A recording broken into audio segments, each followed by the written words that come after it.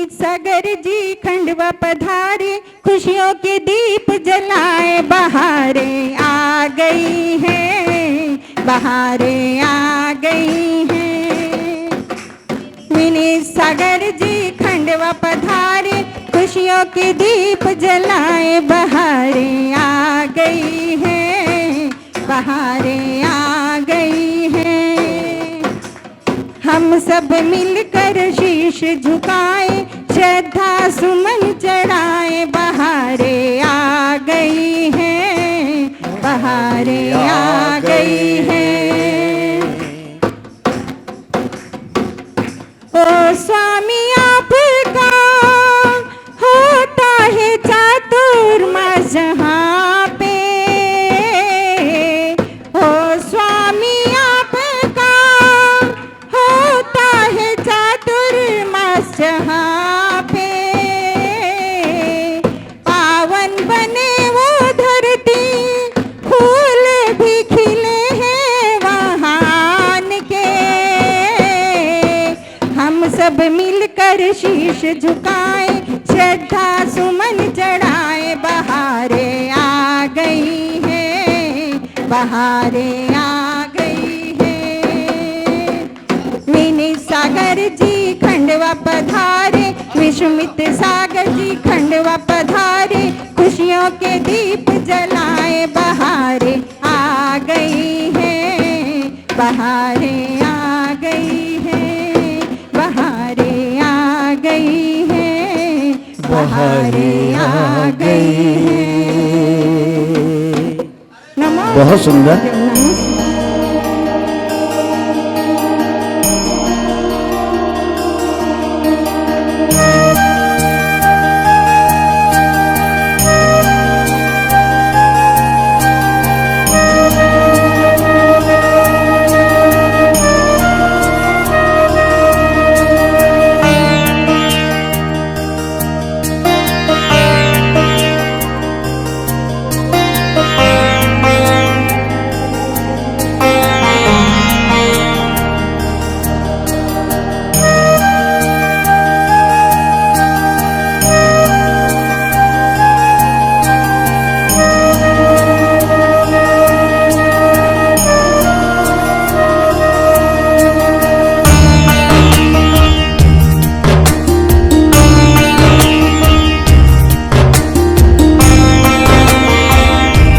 धर्मनगरी खंडवा में चल रहे परम पूज्य श्रमण मुनि श्री 108 विनीत सागर जी मुनिराज सत्संग के चातुर्मास के अवसर पर संपन्न हो रही संपूर्ण धार्मिक क्रियाओं के पुण्यार्जक परिवार के पुण्य की कोटि कोटि अनुमोदना।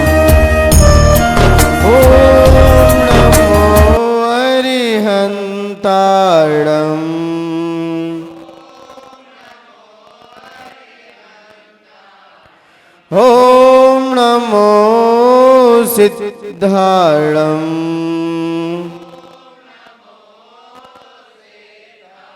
ओम नमो आयर्याणम, ओम नमो वज्रायाणम, ओम नमो लोहे शवशाहुणम। आपने आपको आप में वर लिया,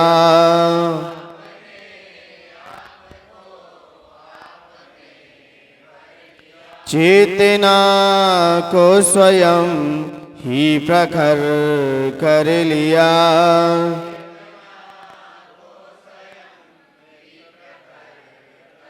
वीतरागे प्रभो हे महावीर जन,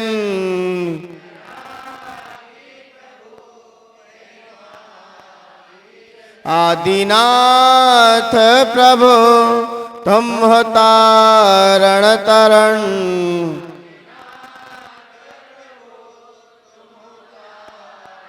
आपके दो ही चरण में विनम्र नमन।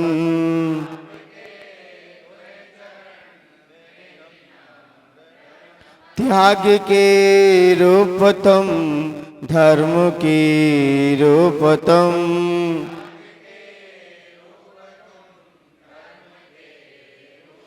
ज्ञान के रूप तुम, ध्यान के रूप तुम,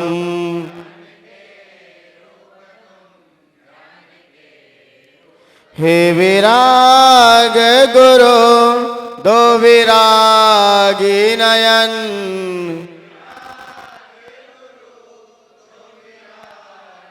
हे विनम्र गुरु दो मुझे अवसरण,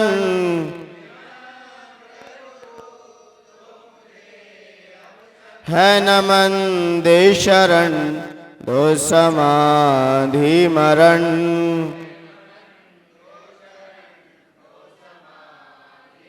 आपके द्वै चरण में विनम्र नमन,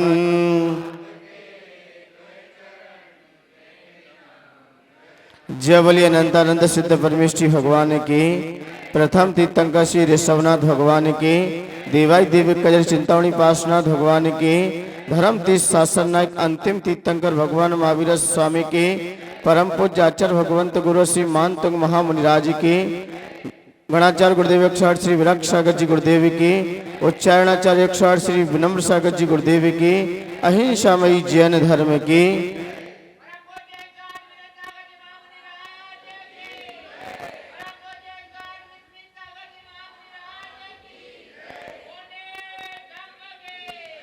भक्तामर प्रणत मौलिमणि प्रभाण मुद्योतकं दलित पाप तमोवितानम,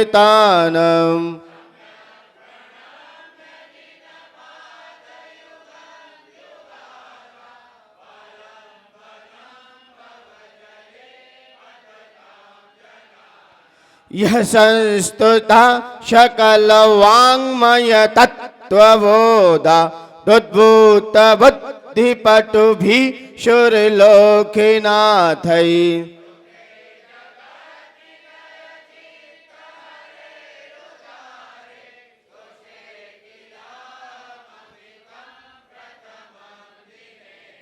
छत्रत्रयं तव विभाति शशांक कांत, मुच्चैस्ततं स्थगित भानुकर प्रतापम,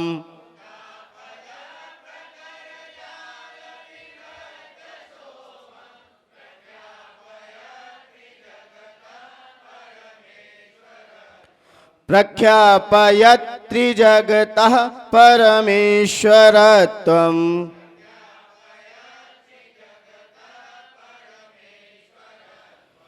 आचार्य भगवंत मानतुंग महामुनिराज जो भगवान की भक्ति में तल्लीन है और भक्ति अष्ट प्रातिहार के माध्यम से चल रही है। कल आचार्य भगवंत ने बताया वह छत्र जो छत्री लोग धारण करते हैं और उस छत्र छाया में हम सभी लोग विराजित हैं।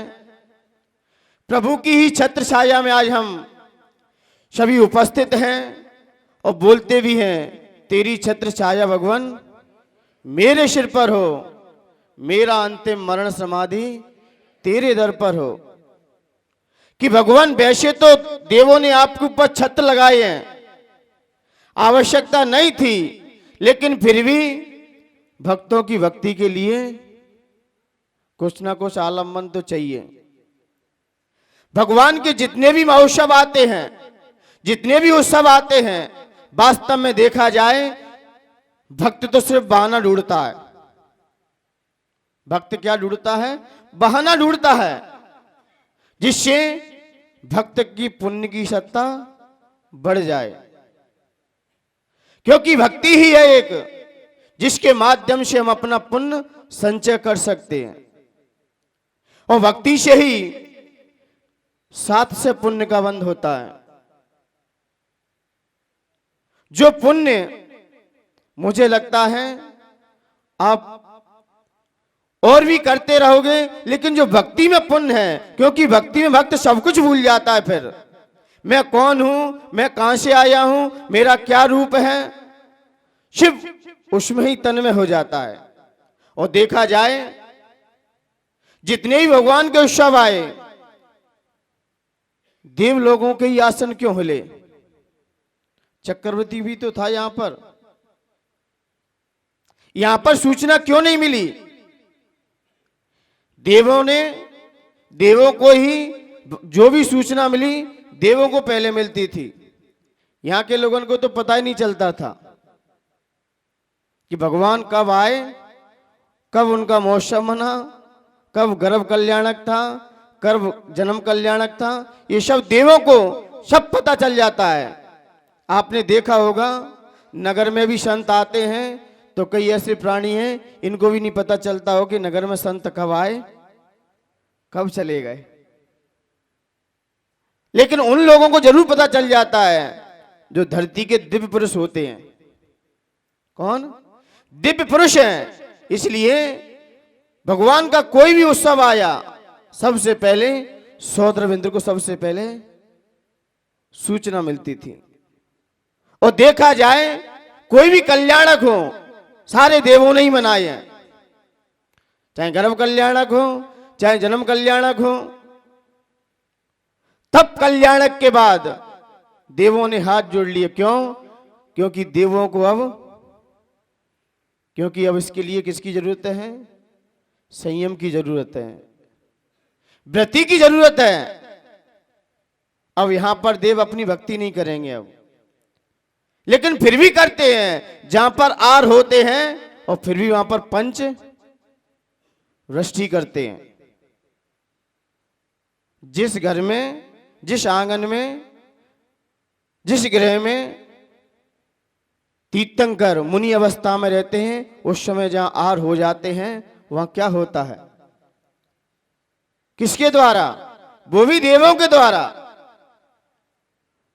और अभी भी जैसे ही केवल अज्ञान हुआ तो समोषण की रचना किसने की? देवों ने ही की है। देवों ने की है। इसलिए जितनी भी भक्ति होती है, देव लोग ही चरम सीमा को लेकर वो भक्ति में तन्मय रहते हैं, क्योंकि वो ही कर सकते हैं और किसी को सूचना देने की आवश्यकता नहीं है। कोई संत भी आते हैं तो खंडवा के सब लोगों को संकेत करके नहीं आते हैं, कुछ ही मान भावों को संकेत कर देते हैं कि नगर में, और जिसको संकेत कर रहे हैं वो समझिए धरती का कोई दिव्य पुरुष ही है, और वो ही फिर सब जगह सूचना कर देता है। भगवान के उत्सवों, जिन्हें भगवान की जो भक्ति की है, उन भक्तों पर संकट आया है, तब कोई ना कोई देवी रक्षा करने आया है। इसलिए मैंने कल भी कहा, आप अपनी अमानत से प्रेम करो तो आपकी जमानत हो भी सकती है। आप अपनी अमानत से प्रेम करो तो आपकी जमानत भी हो जाएगी, नहीं वरना तो जमानत जब्त कर ली जाएगी। और ये राज्य सुख देने वाला भी था। कल का छंद राज्य सुख देने वाला था। व्यक्ति को राज्य करना है तो पहले अपनी चेतना पे करके दिखाओ, अपने गुणों पे करके दिखाओ। जो अपने गुणों का सम्मान करता है, जो अपने गुणों का आदर करता है, उसका हर जगह सम्मान स्वयं हो जाएगा। और वो छत्र भगवान के ऊपर इंद्र ने सीढ़ी लगाए कि भगवान 3 छत्र आपने 3 लोक पर विजय प्राप्त की है, ये सत्य है, लेकिन भगवान ये 3 छत्र मैं इसलिए लगा रहा हूं कि मैं भी धरती पर आऊं तो मैं भी रत्नात्रय को धारण करके आप जैसे गुणों से भर जाऊं। वह रत्नात्रय का सूचक भी है। इसलिए आचार्य भगवंत ने वह स्तुति करते हुए छत्र की महिमा को दर्शाया। वह छत्र बड़ा ही आप पर सुशोभित हो रहा है। वह चर्चा आचार्य भगवंत ने कल हम सब लोगों के बीच रखी, और आज देखते हैं आज के छंद में आचार्य भगवंत अपनी नई बात रखेंगे। आज का छंद किसको लिए है वो इसमें अवगत हो जाएगा। गंभीर तार रव पूरित दिग्विभागस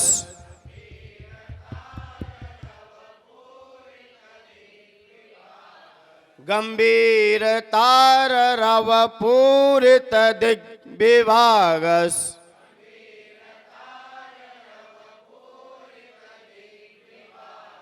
त्रैलोक्य लोक शुभ संगम भूति दक्षः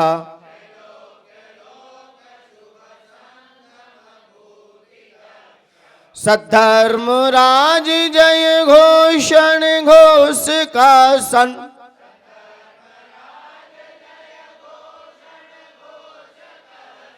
सद्धर्म राज जय घोषण घोष का सन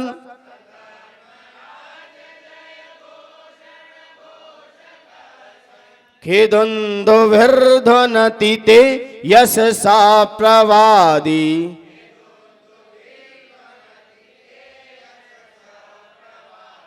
खेदुन्दुभिर्ध्वनति ते यशसा प्रवादी।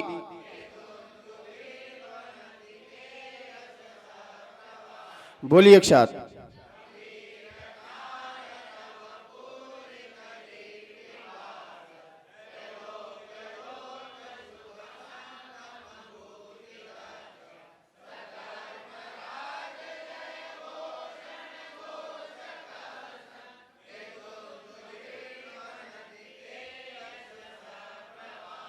Any problem? यहां कोई प्रॉब्लम? बेश सरल है बच्चंद। इसका फल क्या है? ग्रहण संवारक। जो ग्रह लग जाते हैं ना, उनको क्या करने वाला है? रोकने वाला है। और ग्रह कितने होते हैं? कितने होते हैं? 9 ग्रह होते हैं। 5 तो बाहर हो गए और एक राहु और केतु। इन ग्रहों को क्या करने वाला है? रोकने वाला है। कब? जब हमारी कुंडली में कोई ग्रह आके बैठ जाता है, वो ग्रह फिर मुझे क्या करता है? वो ग्रह परेशान नहीं करता। ग्रह किसी को, कोई ग्रह आजकल किसी ग्रह ने किसी को परेशान नहीं किए। ग्रह तो संकेत कर देता है। आपने किसी के साथ गलत व्यवहार किया है, गलत व्यवहार किया है, तो आपके द्वार पर कौन आएगा? फिर आपके घर में कौन दस्तक देगा? फिर अब पुलिस आई है तो क्यों आई है आपके घर पर? जरूर हमने कोई ना कोई अपराध, वो तो पुलिस संकेत दे रही है। आप यदि गलत व्यवहार, गलत आचरण, गलत अपना स्वभाव नहीं रखते तो मैं आपके पास नहीं आता। कोई ग्रह किसी को परेशान नहीं करते। बस हमारी आदतें, हमारे संस्कार, हमारी मान्यताएं, हमारे खोटे विचार, यही सबसे ज्यादा परेशान करते हैं। और लोग कहते हैं कि ग्रह परेशान कर रहे हैं। ग्रह बुलाए किसने? पुलिस को बुलाया किसने? कोई किसी को परेशान नहीं करता है। जब हम ऐसे कार्य कर लेते हैं, हमसे कोई अपराध हो जाता है, तो ये ग्रह पीछे लग जाते हैं। लेकिन सबसे बड़ा एक ग्रह खतरनाक है। एक ग्रह छोड़ दिया, सारे ग्रह आपके हाथ जोड़ें, कोई ग्रह किसी के पीछे नहीं भागेगा। सबसे बड़ा ग्रह कौन सा है? सबसे बड़ा ग्रह कौन सा है? हैं? अरे पानी ग्रह सबसे बड़ा ग्रह है। ये ग्रह आ गया, 9 ग्रह आपके पीछे घूमना चालू कर देंगे। और पानी ग्रह नहीं है, बेचारे ब्रह्मचारियों से क्या लेगा? क्या लेगा वो तो? अब 9वां दिन किसको देखना है? 9वां दिन है, आज गुरुवार है, आज ये नहीं होगा, वो नहीं होगा। और ब्रह्मचारी कहीं भी विचरण करें, कोई ग्रह की आवश्यकता नहीं है। और वो ग्रह लग गया तो कहीं 9वां दिन है, कहीं गुरुवार है, ये ग्रह परेशान करेंगे। लेकिन आचार्य भगवंत ने ये चर्चा करते हुए कहा, जब हमारी इन पर पाप प्रवृत्ति हावी हो जाती है, फिर ग्रह परेशान करते हैं, फिर ग्रह हावी हो जाते हैं। जब हमारी पाप प्रवृत्तियां ज्यादा बढ़ जाती हैं, पापाचरण की प्रवृत्ति ज्यादा होने लगती है। फिर कोई ना कोई ग्रह सामने खड़ा ही रहता है। जब सामने आजू बाजू सामने जब राहु केतु बैठता है, कुंडली के आमने सामने बैठेगा, पूरब में है तो पश्चिम में जाएगा, सामने बैठता है तो इसे ही तो क्या कहते हैं, कुंडली कैसी है, राहु केतु योग है इसमें। और जब वही कुंडली में पहला घर या चौथा घर या सातवां घर या 10वें घर में कोई मंगल बैठ जाता जाके, तो यही कुंडली कैसी हो जाती है, मंगली है। बस पहले ग्रह और चौथा ग्रह और सातवां ग्रह और 10वें ग्रह में यदि मंगल बैठा है तो कुंडली कैसी है, मंगली है। अब मंगली कुंडी है, मंगली कुंडली है। अब लड़की है तो लड़का कैसा देखना पड़ता है, क्योंकि मंगल भारी होता है, बहुत गर्म स्वभाव रखता है, गर्म प्रवृत्ति का रहता है। और शनि भी एक अपने आप में मजबूत रहता है, वो पुण्य कोष बढ़ता भी है और घटा भी देता है। इसलिए शनि से तो लोग हाथ ही जोड़ते हैं। शनि आ गया फिर तो लोग दूर से ही हाथ जोड़ते हैं। और शनि एक राशि में 2.5 वर्ष तक काम करता है, कहते हैं ढैया लगा है।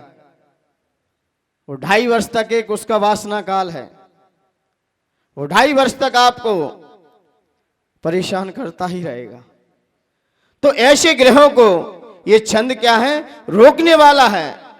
जब ऐसे हमारे ग्रह आ गए हैं आप कुछ मत करो। आचार्य भगवंत एक ही बात कहते हैं, इसकी जाप पे ध्यान देना। अभी जाप आएगी, इस ग्रह को लेकर ही संबंधित चर्चा होगी। जो इसकी जाप है बहुत इंपॉर्टेंट है, क्योंकि जब कोई ग्रह आते हैं तो कोई ना कोई बीमारी, महाबीमारी, चोरी, लड़ाई झगड़े, मनमुटाव और युद्ध आदि छिड़ जाते हैं। जब ऐसा कोई ग्रह हमारे ऊपर परेशान करता है, इसलिए इस ग्रह को क्या करने वाला है, संभारण करने वाला है, रोकने वाला है। कोई ना कोई परेशानी आएगी तो कोई ना कोई निमित्त जरूर बनाएगी। बिना निमित्त के उपादान भी काम नहीं कर पाता है। आपका पाप का उदय है तो कोई ना कोई निमित्त सामने आएगा और आके अपना फल दे के चला जाएगा। तो इसलिए आचार्य भगवंत ने पहले ही कह दिया है, आप तो भक्तामृत डेली पढ़ते रहो। जिस घर में भक्तामृत की अर्चना होती है, शाम के वक्त दीपक रखकर यदि जिनेंद्र भगवान की आराधना होती है आपके घर पर, तो वहां पर ऐसे ग्रह भी हाथ जोड़ते हैं, क्योंकि ये ग्रह अपने आप में शक्तिशाली हैं। लेकिन हम किसी शक्तिशाली का आलम्बन ले लें, अब किसी शक्तिशाली का आलम्बन ले लें। अब कौन है इतना बड़ा शक्तिशाली जो इन ग्रहों पर कंट्रोल कर सके? तो सिर्फ क्या दिखाई देते हैं, जिनेंद्र भगवान दिखाई देते हैं, क्योंकि जिनेंद्र भगवान के ऊपर ये ग्रह कोई काम नहीं करते, ना उनके भक्त पर करते हैं। और ये करते हैं तो कमजोर लोगों को ज्यादा परेशान करते हैं। ये सारे ग्रह किसको परेशान करते हैं? अधिकांश जो कमजोर होते हैं, शरीर से नहीं मानसिक कमजोर है, मानसिक स्थिति इनकी गिर गई है, वो उन पे जाके ये हावी हो जाते हैं। इसलिए मान्यवर अपने पुण्य सत्ता को बढ़ाइए। सिद्धांत से देखा जाए तो आपके पाप कर्मों का ही उदय है। पाप कर्म का जैसे ही उदय आ जाता है उसे तत्काल भगवान याद आ जाता है, और पुण्य कर्म चलता है, पुण्य का उदय रहता है। धन वैभव, 4 गाड़ी और 4 बंगले और थोड़ी सी संपत्ति मिल जाए, सबसे पहले व्यक्ति धर्म को ही भूलता है। जिसकी कृपा से मिला है, जिसके आशीर्वाद से मिला है,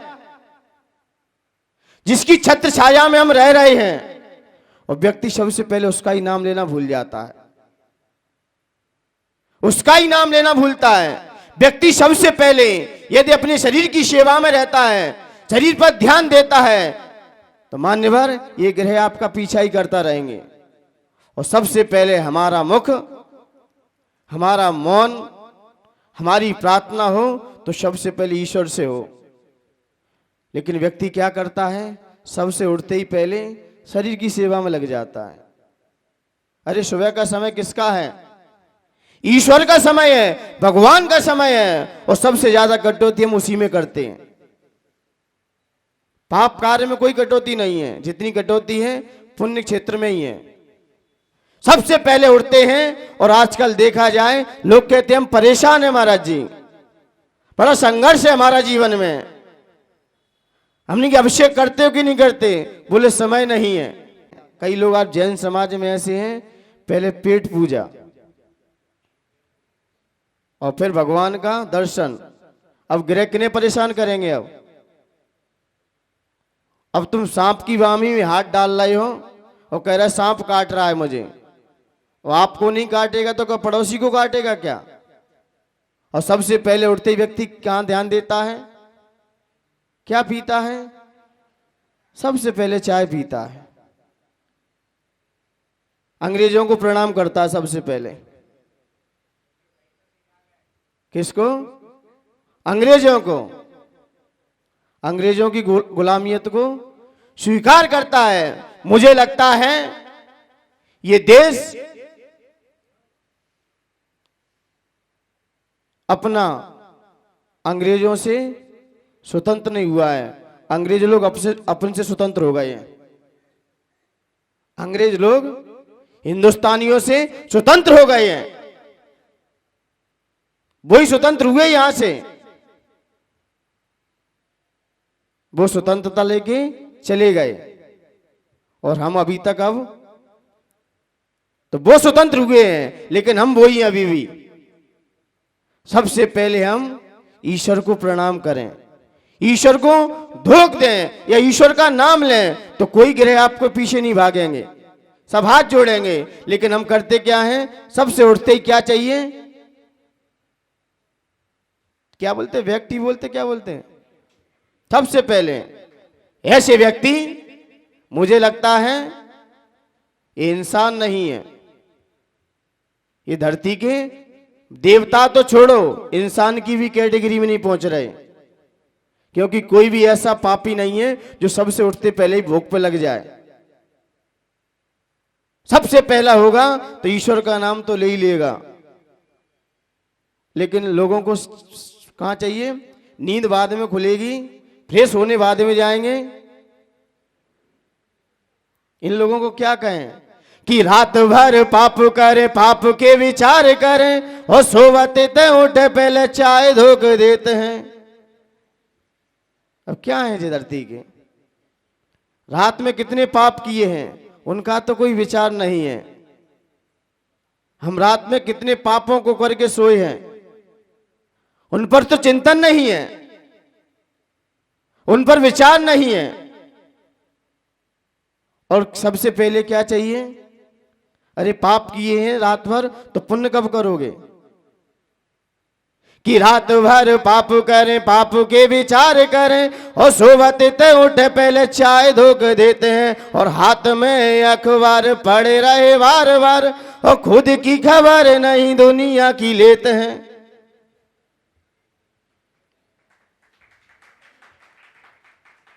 ये इंसान है जी? कौन कहेगा धरती के इंसान है? अरे कोई जानवर भी होता है ना तो सुबह उठ जाता है, कम से कम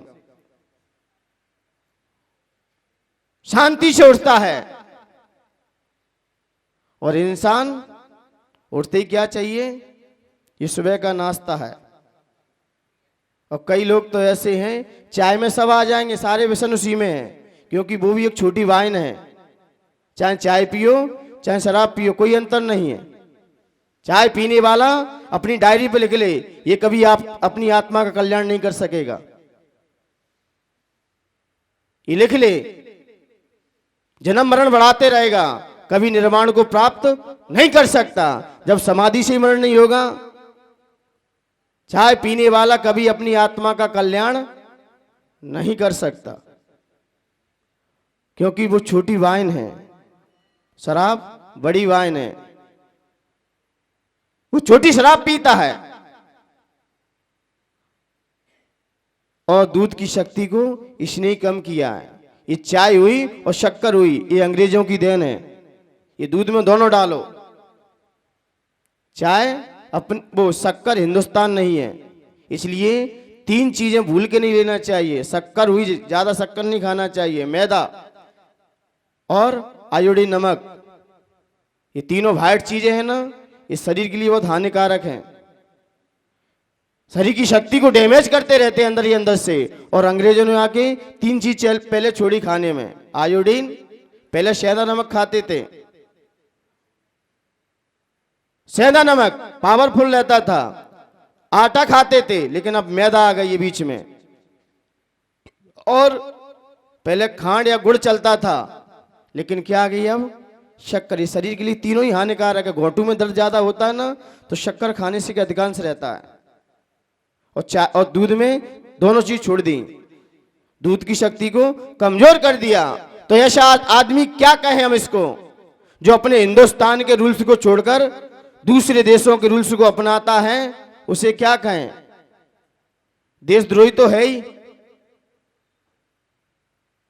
इसे भगवान ने भी छोड़ दिया है, ये इंसान नहीं है। वो क्या कहा है, आइए कविता सुन लेते हैं कि रात भर पाप करें, पाप के विचार करें, और सोवते उठे पहले चाय धोख देते हैं, और हाथ में अखबार पड़े रहे बार बार, और खुद की खबर नहीं दुनिया की लेते हैं। कि 4 दिन रह के भी जिंदगी को जी ना पाए, कि 4 दिन रह के भी जिंदगी को जी ना पाए, ऐसे आदमी दुनिया में सारे ही अचेत हैं।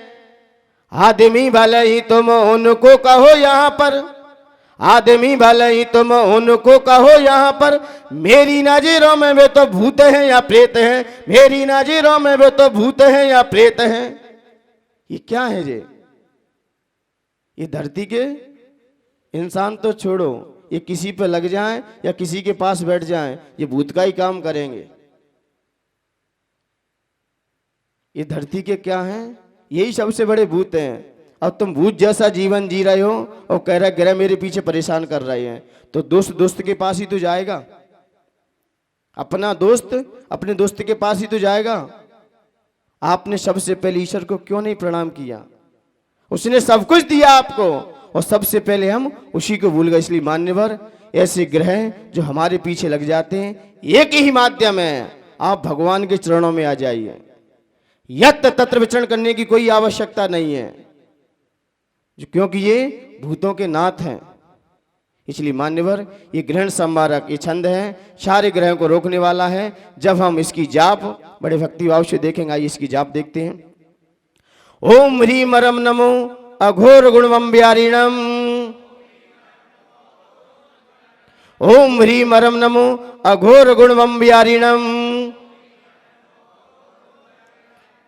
ऐसे मुनिराज, क्या चीज है इनके पास? अघोर ब्रह्मचर्य व्रत है। क्या है? अघोर ऐसे ब्रह्मचर्य से संपन्न है, जिनकी जाप करने से जे जहां बैठ जाते हैं, जहां पर जिनका आसन लग जाता है, वहां एक योजन तक कोई दुर्वृक्ष नहीं फैल सकता, वहां बीमारी नहीं आ सकती, कोई आदि व्याधि कोई परेशान नहीं कर सकती। बस ये मुनिराज जहां बैठे हो, इनका इतना प्रभाव रहता है कि जे सिर्फ बस सामने वाले को देखे भी ना, जहां पर बैठ जाएं, वहीं से सारी बीमारियां, सारे प्रकोप सब भाग जाते हैं, सब पलायन कर जाते हैं। ये मुनिराज जो हमेशा युद्ध की बाधाएं होती हैं जीवन में, बहुत सारी अशुभ प्रवृत्तियां आ जाती हैं, बस ये वहां बैठ जाएं। ये सारी कौन कौन सी इसमें? बीमारी, महाबीमारी, चोरी और युद्ध आदि की बाधाएं, यही जीवन में है। इसके कारण व्यक्ति अपने स्वभाव को भी नहीं पहचान पाता। इसके कारण ही, अस्वस्थता के कारण ही व्यक्ति अपने स्वरूप को भूल जाता है। तो ये यहां मुनिराज बैठ जाते हैं, वहां ये सारी बीमारियां हट जाती हैं। लेकिन ये मुनिराज हैं कहां पर? विदेश क्षेत्र में। लेकिन हम क्या करें अभी यहां से?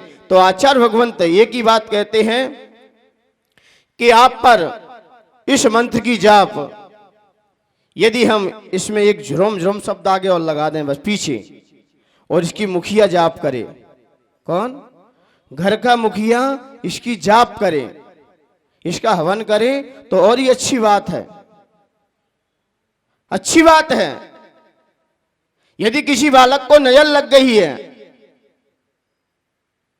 तो क्या करें? इस जाप को लें, या हाथ में काली मिर्च, वो हाथ में लाल मिर्च या कोई नमक तीखा पदार्थ हाथ में लेकर 27 बार बस उतार दो, सामने वाले की नजर उतर जाएगी, सामने वाले की नजर उतर जाएगी, ज्यादा चढ़ेगी भी नहीं, तत्काल उतर भी जाएगी।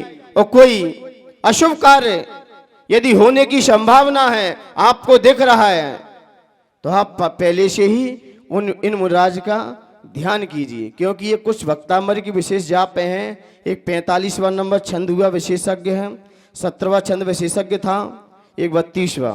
ये थोड़ा इन लोगों पे, कई लोगों ने तो पीएचडी करी है। क्या करी है? पीएचडी की है और हीलिंग देते हैं।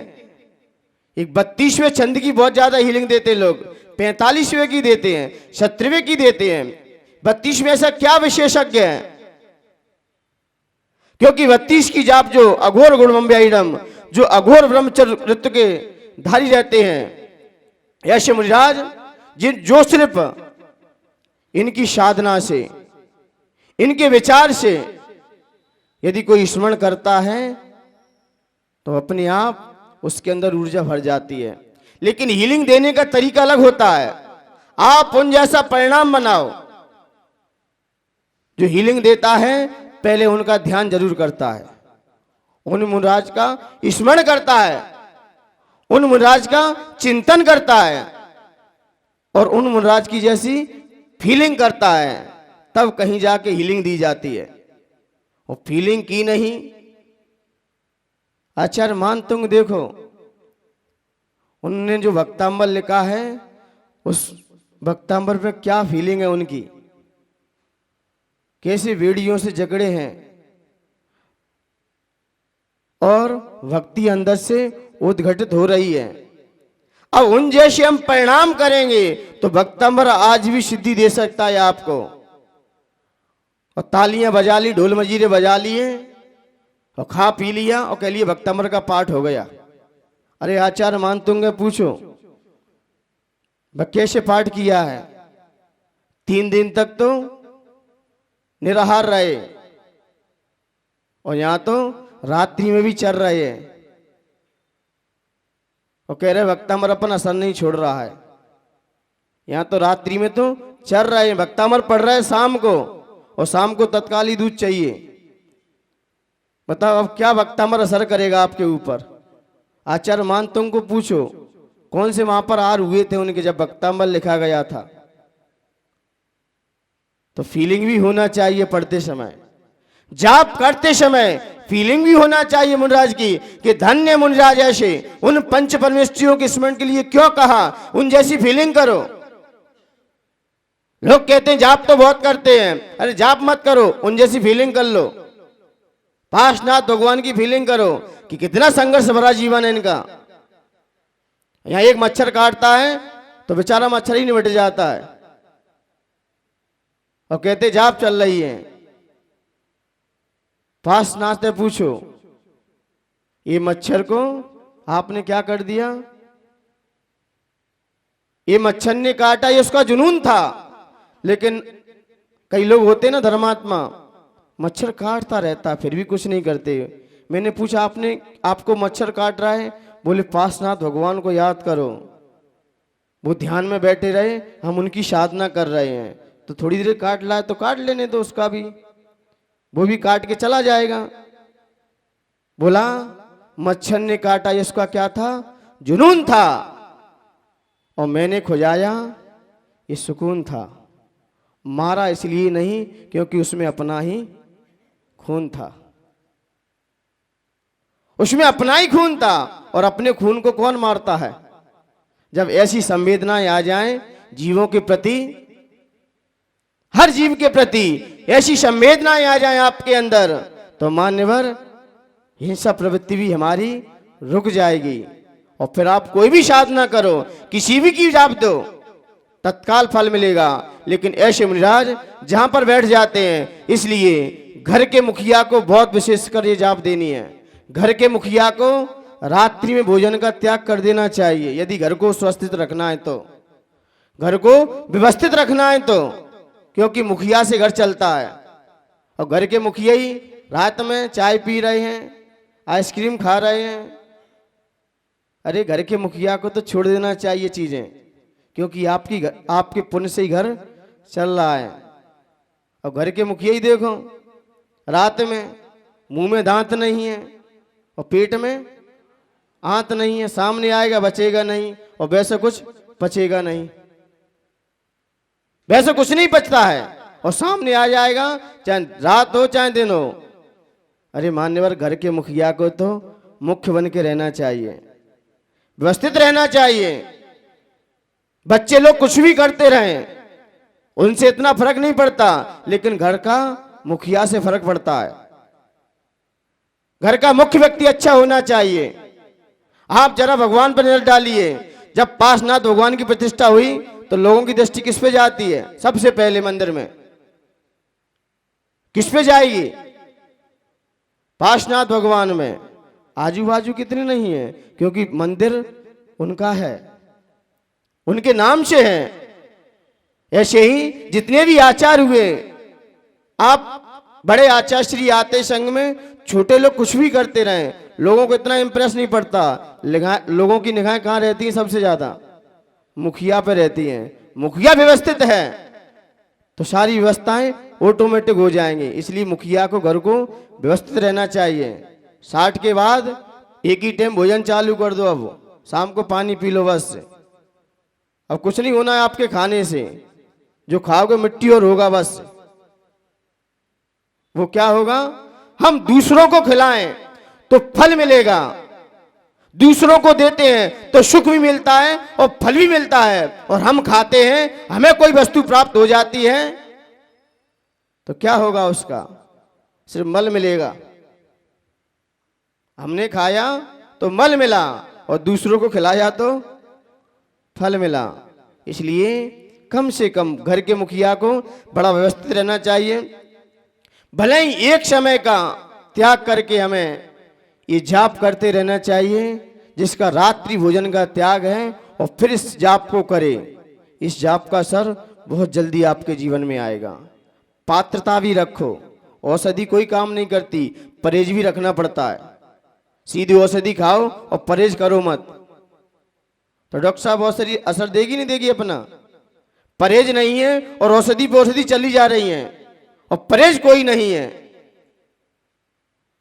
तो औषधि भी अपना असर छोड़ देती है, वो भी नहीं देती है। ऐसे ही मंत्र कोई भी हो, इसके लिए पात्रता भी होना आवश्यक है। ये मुनिराज विदेश क्षेत्र में विराजमान है। इन मुनिराज को मेरा मन से, वचन से, काय से बारंबार नमस्कार हो, नमस्कार हो, नमस्कार हो। आइए अब क्या देखें इसका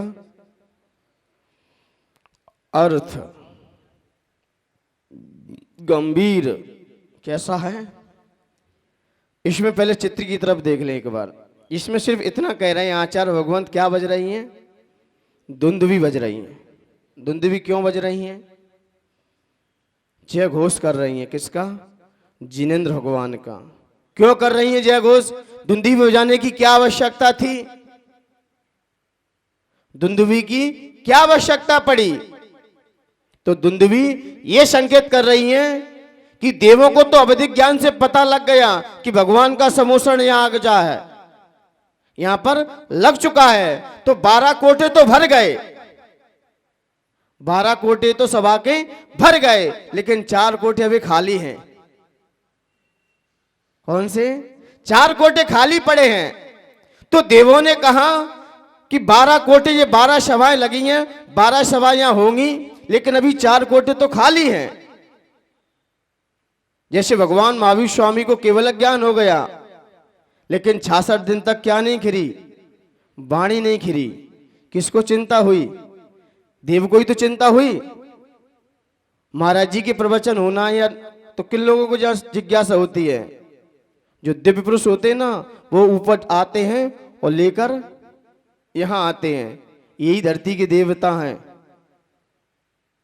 ये क्या हैं? यही धरती के देवता हैं कि संत को बड़े सम्मान से लेके आए, तब उनकी वाणी खिरे। और बाकी तो आके आपको यदि दिव्यता धारण करनी है, क्योंकि सौद्रविंद कोई चिंता हुई वाणी की और किसी देव को नहीं हुई। बेंतरवासी कई थे, वे तो उदम मचाने आते थे। बेंतर भवनात्रिक वाले वो तो समुद्र में उदम मचाएंगे खा पी के, लेकिन जैसे ही भगवान को देखेंगे नतमस्तक हो जाएंगे। तो जैसे ही उस इंद्र को चिंता हुई कि भगवान आपका समोषण लग चुका है, 12 सभाएं भी सुशोभित हैं, लेकिन किसकी कमी है? गणधर की कमी है। और गणधर को कौन लेके आए? वो इंद्र ही लेके आया। गौतम स्वामी को वो इंद्र ही सामने खड़ा कर दिया और वाणी खिलना चालू हो गई। लेकिन यहां पर भी 8 भूमियां, तो 8 वो कोठे भर चुके हैं, लेकिन 4 कोठे अभी खाली हैं। तो देवों ने कहा दुंदुभी बजा दो अब, क्योंकि दुंदुभी बजाएगी तो नीचे को लोगों को भी पता चल जाएगा कि भगवान का समोषण आ गया है। भगवान का क्या आ गया है? समोषण आ गया है। इसलिए 12.5 करोड़ वाद्य यंत्र बजे थे। कितने? 12.5 करोड़ वाद्य यंत्र। 64 चमर थे ना इधर वाद्य यंत्र कितने हैं? 12.5 करोड़। बड़ी लय के साथ बजते हैं, बड़ी लहता के साथ, बड़ा गंभीर है शब्द। ये नहीं कहीं धुन जा रही है, कहीं रिदम जा रही है, कहीं ताल और कहीं रिदम एक सी चलती है। किसके लिए? कि नीचे भी खबर हो जाए। आप प्लेन कोई बिना आवाज का निकल जाता है तो किसी की दृष्टि ऊपर नहीं जाती, और प्लेन यदि आवाज करके निकलता है तो लोग देख ही लेते हैं कि ऊपर क्या है। इसलिए क्या बजाए गए? वाद्य यंत्र बचाए गए। और फिर देवों ने कितनी सीढ़ियां डाल दी? 20,000 सीढ़ियां डाल दी नीचे चारों दिशाओं में, 20-20 हजार। और एक सीढ़ी पे पैर रखो, अंतिम सीढ़ी पर आराम से आप पहुंच जाओगे। ऐसी व्यवस्था रहती है समोषण की, सारी देवों के द्वारा होती है। मुझे लगता है कि चक्रवर्ती को सूचना भी वही वाद्य यंत्र वाले देते हैं। कौन? देव लोग। यही दुंदुभी बजाते हैं, यही दुंदुभी बजाते, तब चक्रवर्ती को पता चलता है कि भगवान का समोषण आ गया है। मुझे लगता है यदि उसका आसन हिलता तो समोषण की रचना चक्रवर्ती की अंदर इतनी शक्ति नहीं थी, ना सामर्थ्य थी कि इतना समोषण रच दे। अरे छोड़ो, वो अपना 6 खंड का पूरा राज्य लगा दे, यदि एक भी सीढ़ी टूट जाए धोखे से, वैसे तो टूटती नहीं है समोषण की सीढ़ी, कोई टूटती नहीं है। और एक अचानक का टूट भी जाए और चक्रवर्ती अपनी पूरी संपत्ति लगा दे, तब भी एक सीढ़ी को ना संभाल पाएगा। एक सीढ़ी को भी नहीं संभाल सकता। पूरा चक्रवर्ती अपना पूरा वैभव लगा दे। अब चक्रवर्ती से कोई बड़ा है धरती पर? कोई अभी कोई नहीं दिखाई देता, फिर भी इतना वैभव उस समोषण में देवी लगा सकते हैं। तो ये क्या कर रही है? आप अपनी भाषा में क्या बोलते हो? अनाउंसमेंट। सीधी सीधी भाषा में आ जाओ अपने पे। महाराज जी आ रहे हैं तो क्या बजाते हुए आते हैं? किस लिए बजाए गए? क्यों बजाए गए? कि तारे सब लोगों को पता चल जाए कि मुनिराज का प्रवेश हो रहा है।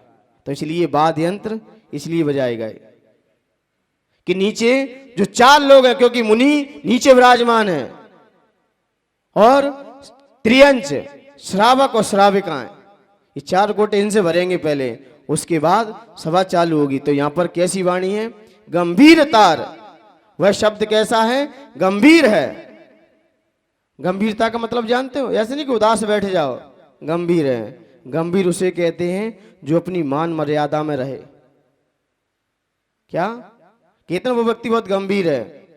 गंभीर का मतलब है जो अपनी मान मर्यादा में रहे, अपने अनुशासन में रहे, व्यवस्थित रहे, उसे क्या कहा? मर्यादा में। तो कैसी है वाणी? गंभीर तार। तार का मतलब होता बड़ी तार। जो 7 स्वर होते हैं ना, जो 7 स्वर, इनके 3 सप्तक होते हैं। तो तीनों सतप जब निकलते हैं तो उसमें एक मध्यम सप्तक होता है और एक पहला मंद सप्तक और दूसरा मध्यम सप्तक होता है और तीसरा तार सप्तक होता है। तीसरा सार तार शतप, यानी कि शतप का मतलब होता है बिल्कुल ध्वनि से चलेगा। मंद देना है कि मध्यम कि ऊंची, तो यहां पर ऊंचे स्वर से गाई गई है। कैसे? ऊंचे स्वर से। तो यहां पर तार शब्द लिया है, सार तार सप्तक। यहां पर रव, रव का मतलब होता है शब्द। एक रव मतलब होता है भगवान और एक रव का मतलब होता है शब्द। यहां पर शब्द का लिया, अपन बोलते ना धवल मंगल गान रवा को ले, तो रवों का मतलब क्या है यहां पर? शब्दों से। वो शब्द मैं आपके पास लेके आया हूं। और रव भगवान कहते ना, वो फिल्मी चलता है तुझ में रव। अब कौन सा रव? शब्द वाला के भगवान वाला? भगवान का मतलब होता है सुख, जो संपूर्ण सुखों से संपन्न है उन्हें भगवान की संज्ञा दी गई है। तो यहां पर क्या है? गंभीर तार रव पूरित दिक विभागस। वह दुंदुभी कैसी है? गंभीर है, गंभीर शब्दों से पूरित हो रही है और दिक विभागस सभी दिशाओं को गुंजायमान कर दिया है। किसको? सभी दिशाओं को क्या कर दिया है? गुंजायमान कर दिया है। आपकी लहर गुंजायमान हो चुकी है। और त्रैलोक के लोक शुभ संगम भूति दक्षा, त्रैलोक तीनों लोकों के लोक प्राणियों को शुभ संगम, शुभ का समागम देने वाली है। भूति दक्षा, तीनों लोगों के प्राणियों की विभूति को देने वाली है। तीन लोगों के प्राणी जितनी भी हैं, जो सारी विभूति है वो वहां पर विराजमान है। वो तीनों लोगों की विभूति में देने में क्या है? दक्ष है, सक्षम है।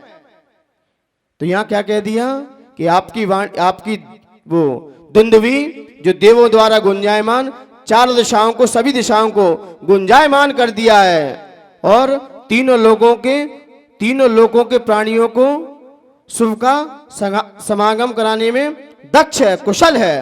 वह कैसी है? सद्धर्मराज, सत्य धर्म का घोषण, घोषकासन, सत्य धर्म के राज को जय घोष करने वाली है।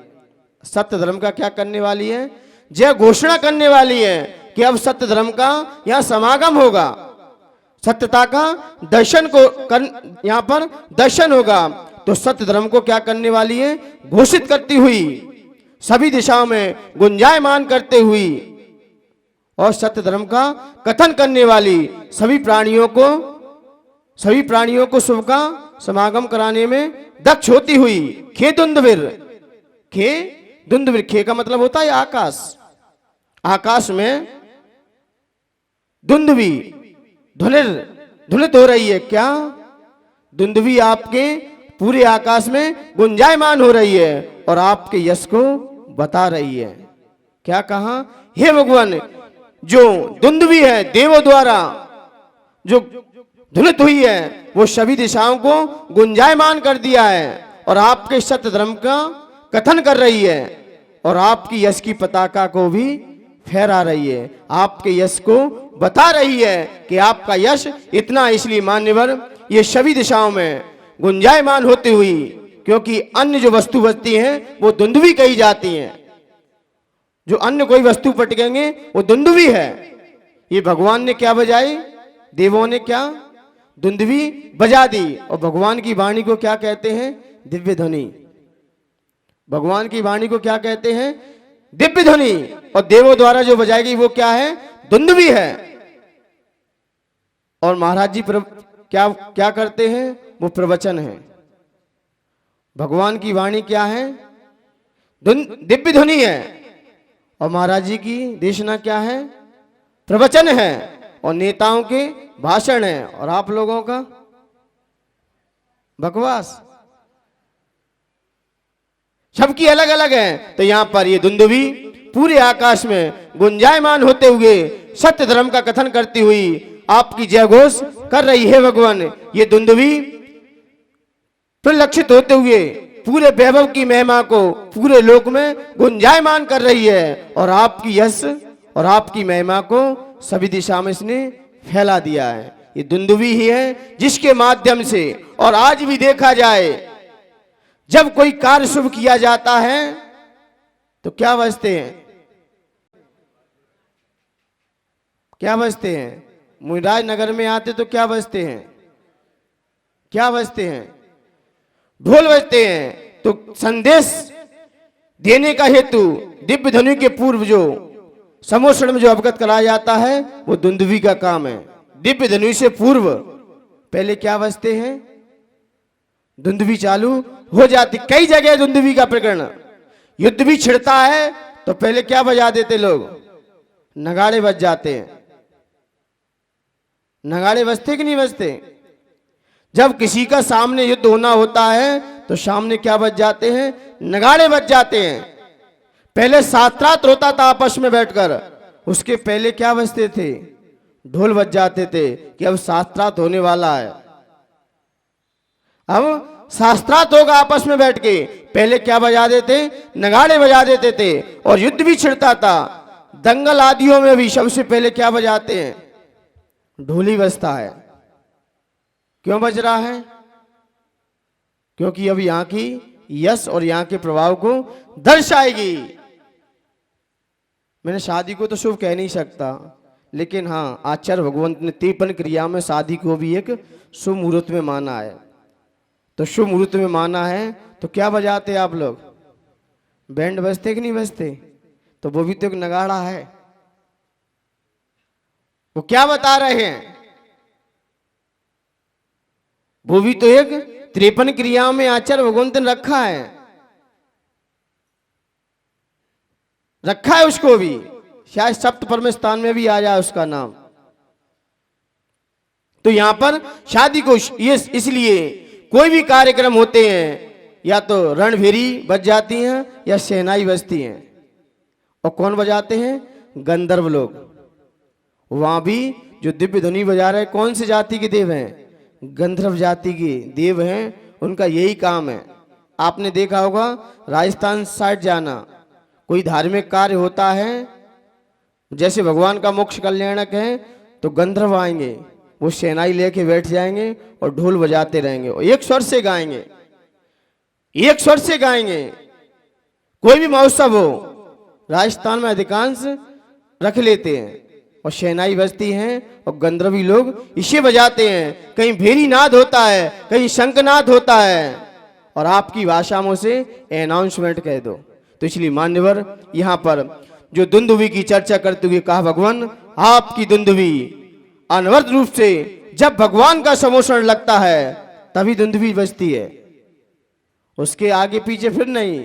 जैसे ही दिव्य ध्वनि खिलने वाली होती है तभी दुंदुभी प्रारंभ हो जाती है और दिव्य ध्वनि तो लगातार खिलती रहती है, उधर दुंदुभी बजती रहती है। आप प्रवचन में डिस्टर्ब नहीं होता, भगवान की वाणी में कुछ नहीं होता, क्योंकि उसकी शहनाई नीचे जाती है। आवाज कहाँ जाती है? नीचे जाती है, क्योंकि भगवान 9.25 किलोमीटर की दूरी पर विराजमान है। यहां से कितना? 9.25 किलोमीटर की दूरी पे। अब नीचे आवाज कैसे जाए? तो वो दुंदुभी ही एक माध्यम। इसलिए मान्यवर यहाँ पर आचार्य भगवंत ने उस दुंदुभी की महिमा को दर्शाया। इसलिए हम भी भगवान का यशगान करें, गुणगान करें, ताकि ये सारे भूत बाधाएं, सारे ग्रह पीछा कर जाएं, पीछे से ही पीछे हट जाएं, हमारा पीछा ना करें। जब हम भगवान का यशगान करेंगे, गुणगान करेंगे, उनकी महिमा को दर्शाएंगे, बड़ा जयकार घोष से लगाएंगे। जब कोई जयकार लगती है तो बड़ा अंदर से लगाना चाहिए। और कई लोग जय लगाते हैं ना तो जय करके रह जाते हैं, आवाज भी मुंह से नहीं निकलती। जब आपके भीतराग भगवान की जयकारा लगे तो खुले गले से बोलना चाहिए।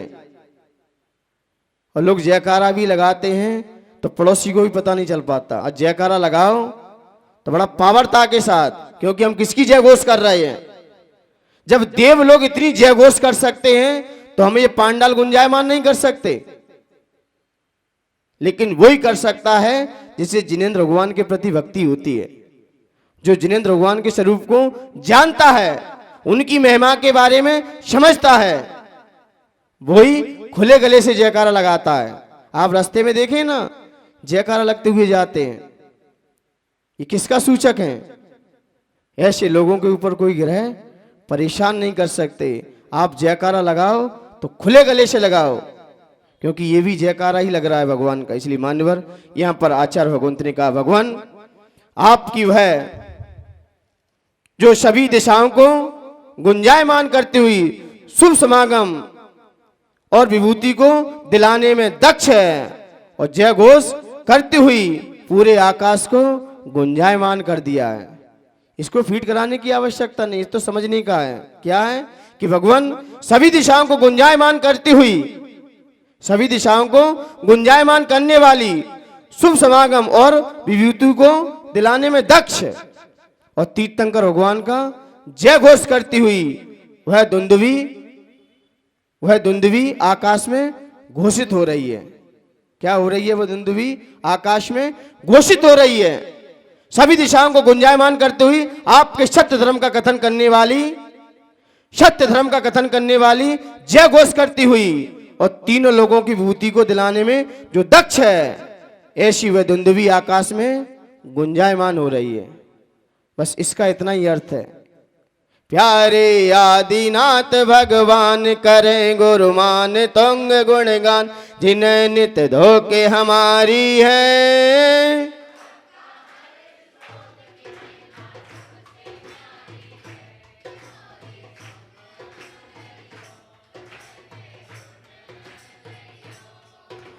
मंगल में शुभ संत समागम दिशा गुंजन वाली, तीन लोक का वैभवदायी गुण से भरने वाली।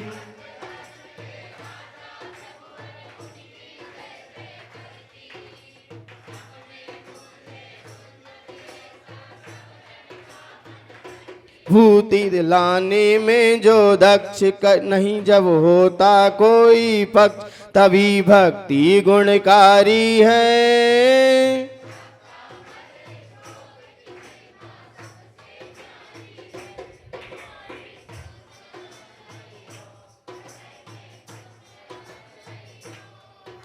दस दिशाओं में यहाँ पर गूंजती है धुन, धुंधवी ऐसी शुभम देती समागम धन।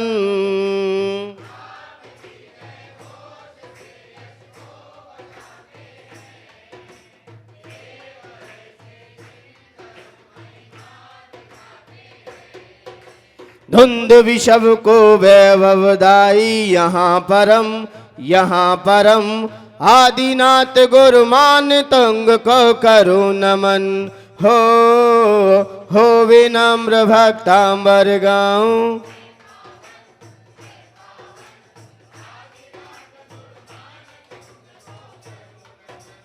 आदिनाथ गुरुमान तुंग को। जबली आदिनाथ भगवान की, जबली आचार्य भगवंत गुरु श्री मानतंग महामंडराज की। गुरुदेव जी आप ओम ह्रीम, थोड़ा सा सर पे हाथ रख लीजिए और सर ढका होना चाहिए। देव शास्त्र गुरु के सामने ओम ह्रीम अरम नमो अघोर गुणमंबयायिणम।